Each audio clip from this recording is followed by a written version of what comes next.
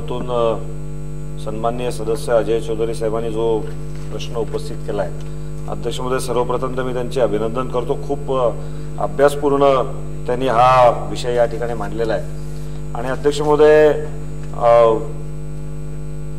सन्माननीय सदस्य अजय चौधरी साहेब असो किंवा राजपुरोहित साहेब असो, त्यांनी खूप विस्ताराने सांगितले, त्यामुळे मी त्या सगळ्या भावनांमध्ये जात नाही। पण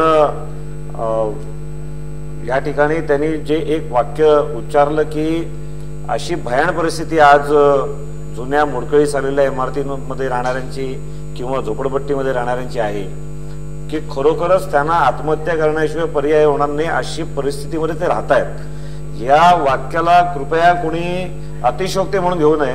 ही भयान परिस्थिती ऍक्च्युअल पुढील काळामध्ये आपल्याला दिसायला लागेल। अध्यक्ष महोदय, केवळ आत्महत्या करण्याची परिस्थिती नव्हे तर आपल्याला सर्वांना माहिती आहे की मुंबई शहरामध्ये दरवर्षी पावसाळा जवळ आला की इमारती कोसळायला लागतात आणि आत्महत्या करायची इच्छा असो किंवा नसो, मात्र त्या परिस्थितीकडे हे सर्व रहिवासी जात असतात आणि त्यामुळे सरकारने याच्याकडे खूप गंभीरतेने बघण्याची आवश्यकता आहे। अध्यक्ष महोदय, चौधरी साहेबांनी 33.7 आणि 33.10 या विकास नियंत्रण नियमावलीमधील नियमांमध्ये काही बदल सरकारने करावेत, हा मुख्य मुद्दा या ठिकाणी मांडलेला आहे। मी या ठिकाणी 3 गोष्टी सुचवू इच्छितो। आणि मला खात्री आहे दोन्ही गृहनिर्माण मंत्री आमच्या मुंबई उपनगरामध्ये गेली अनेक वर्ष लोकप्रतिनिधी आहेत आणि त्यामुळे त्यांना या प्रश्नांची निश्चितपणे त्याचं गांभीर्य असेल। अध्यक्ष महोदय, या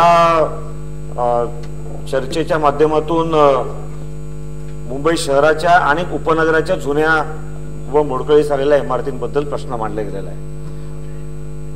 दोन्ही पूर्व वक्त्यांनी मुंबई शहर जिल्ह्याच्या बाबतीत खूप डिटेल सांगितलंय। अध्यक्ष महोदय, मुंबई शहरामध्ये कमीत कमी 33.7 हा आज अस्तित्वात असलेला नियम आहे। दुर्दैवाने आजच्या तारखेला उपनगर मुंबई जिल्ह्यामध्ये जुन्या इमारती आहेत, मोडकळीस आलेल्या इमारती आहेत आणि तरी सुद्धा त्याच्यासाठी जसा 33.7 शहरांसाठी आहे तसा कुठलाही अद्यापही नियमावली आलेली नाही। जी 33.7 ची नियमावली उपनगरासाठी मध्यंतरी घोषित झाली अध्यक्ष महोदय, त्याच्यामध्ये एवढ्या अपुऱ्या अटी आहेत, एवढ्या अपुऱ्या सुविधा आहेत, एवढ्या अपुरी ती योजना आहे की मला वाटत नाही की एकही इमारत या नवीन आलेल्या 33.7 च्या माध्यमातून उपनगरामध्ये त्याचा पुनर्विकास होऊ शकेल। आणि त्यामुळे जे 2.5 FSI देऊ केलेला आहे शासनाने या 33.7 उपनगरांसाठी, ते किमान कमीत कमी 3 FSI होण्याची आवश्यकता आहे, अशी सर्व आमदारांची सुद्धा एकमुखी मागणी आहे। त्यामुळे ते 3 FSI करणार का, हा प्रश्न पहिला।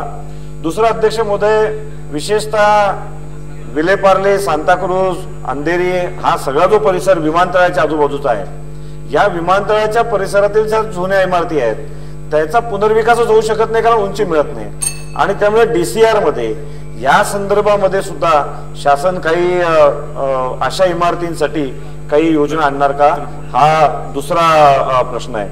अध्यक्ष महोदय, तिसरा मुद्दा अत्यंत गंभीर मुद्दा आहे। अध्यक्ष महोदय, ज्या पद्धतीने शहर मुंबईतल्या विविध मंडळांबद्दल सांगितलं गेलं, म्हाडाबद्दल सांगितलं गेलं, कुठलीही जबाबदारी जेव्हा पुनर्विकास ची योजना येते, रहिवासी आणि विकासकांमध्ये अग्रीमेंट होतं, म्हाडाच्या नियमानुसार होतं, कुठलीही जबाबदारी म्हाडा उचलायला तयार होत नाही।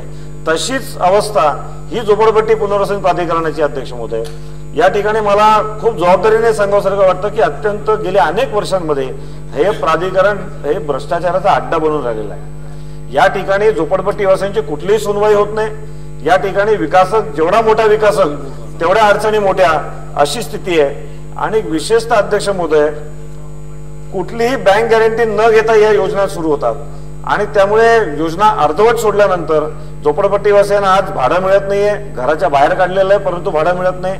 अध्यक्ष महोदय, इमारत पूर्ण झाली असली तरी त्या ठिकाणी कुठलीही सुविधा येत नाही।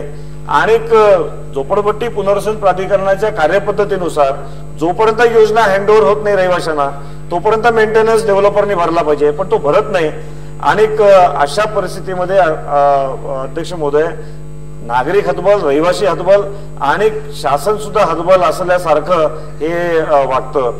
आणि त्यामुळे ह्या कायद्यामध्ये दुरुस्ती करून अशा पद्धतीने जे विकासक योजना अर्धवट सोडतात त्यांना दंड आकारण्याची कायद्यात दुरुस्ती करण्याची आवश्यकता आहे, त्यांना कारावास भोगावा लागेल अशा पद्धतीची व्यवस्था ही विकास नियंत्रण नियमावलीमध्ये या 3310 अंतर्गत करण्याची आवश्यकता आहे. अध्यक्ष महोदय, मुंबई महानगरपालिका अधिनियमांमध्ये पेनल्टीचा क्लॉज आहे, परंतु विकास नियंत्रण नियमावलीमध्ये कुठेही पेनल्टीचा क्लॉज नाही आहे आणि त्यामुळे दंडात्मक कारवाई, कारावास भोगावा लागेल अशा पद्धतीची सुद्धा कारवाई, अशी एक तिसरी सूचना मी या ठिकाणी म्हणतोय.